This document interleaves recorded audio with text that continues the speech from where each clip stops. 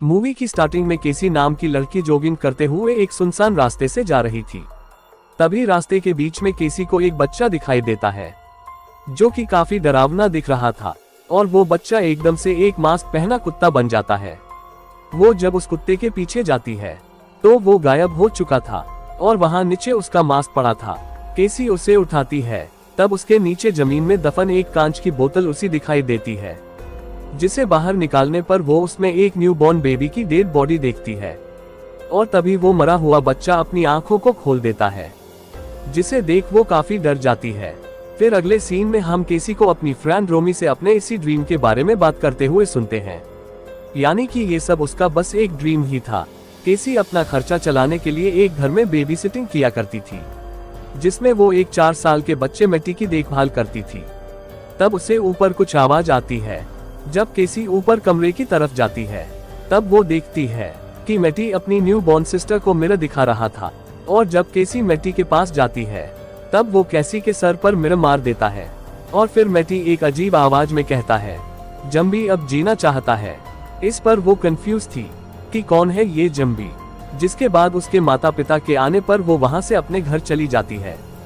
केसी अपने पिता के साथ रहती थी और केसी की मॉम की कई सालों पहले डेथ हो चुकी थी, जिन्होंने सुसाइड किया था। जब केसी बाथरूम में जाती है तभी उसे मिरर में कुछ हलचल दिखाई देती है, और जब वो उसे खोलकर देखती है तब उसमें कुछ नहीं होता।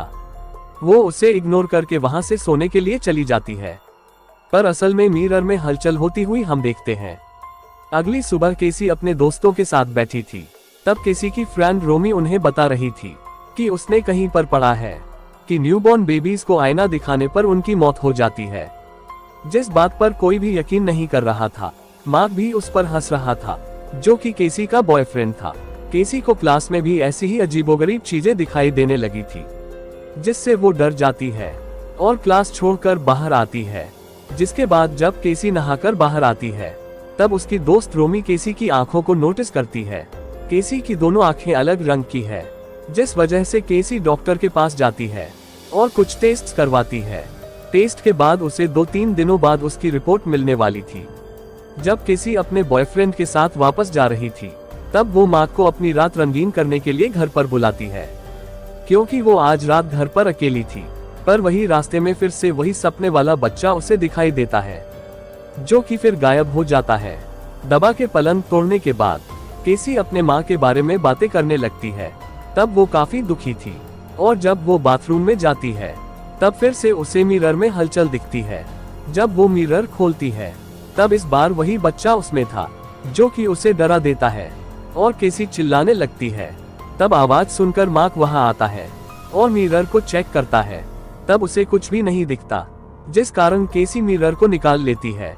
अगली सुबह केसी जॉगिंग करते हुए उसी रास्ते से जा रही थी जहां वो बेबी सिटिंग किया करती थी, जहां वो देखती है कि उस परिवार के न्यूबॉर्न बेबी की जान चली गई है। वो मगर इसके बारे में ज्यादा नहीं सोचती। अगले दिन केसी डॉक्टर के पास अपनी रिपोर्ट लेने के लिए जाती है। तब डॉक्टर केसी को बताता है कि ऐसी आंखें ट्विंस की होती है, पर केसी का कोई भी ट्विन सिस्टर या फिर भाई नहीं था। पर जब वो इस बारे में अपने पिता से पूछती है तब वो उसे बताते हैं कि ये बात सच है, तुम ट्विंस ही पैदा हुए थे, लेकिन तुम्हारे पैदा होने के बाद दूसरा बच्चा मर गया था, जो कि एक लड़का था, और उसका नाम उसकी माँ ने जम्बी रखा था।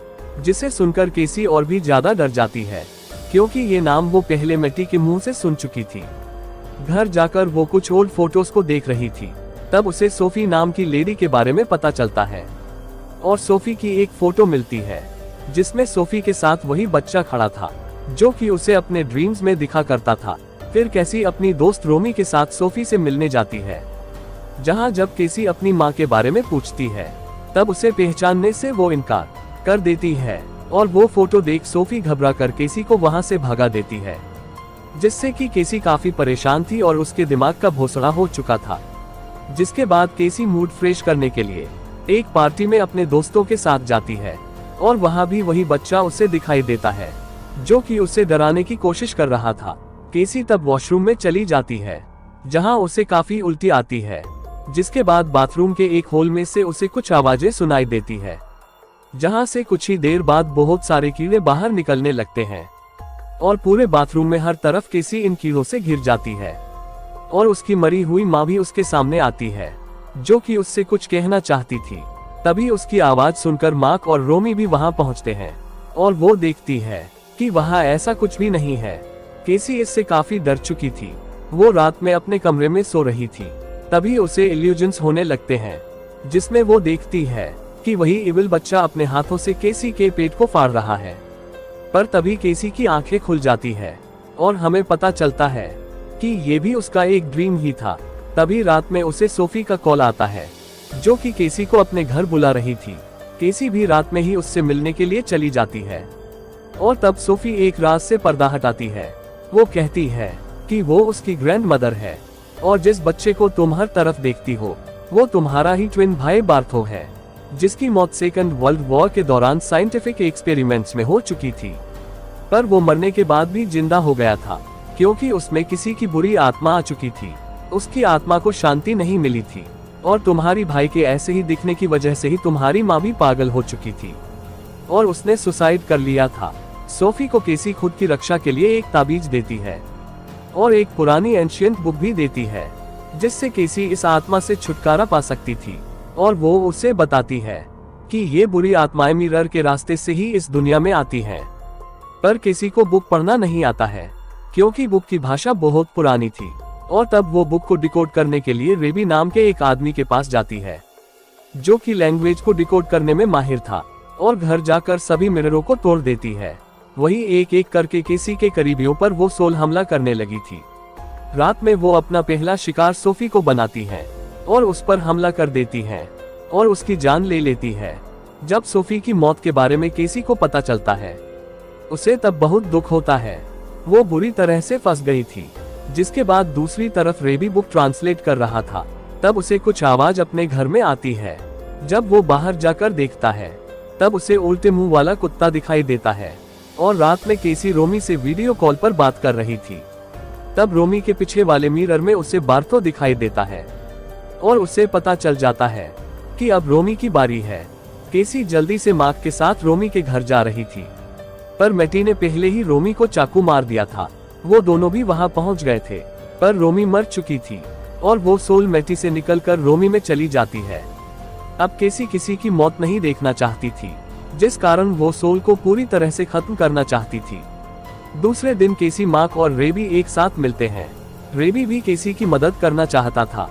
वो कहता है कि हमें उस आत्मा को वही बुलाकर मारना होगा जहां केसी की मॉम ने सुसाइड किया था।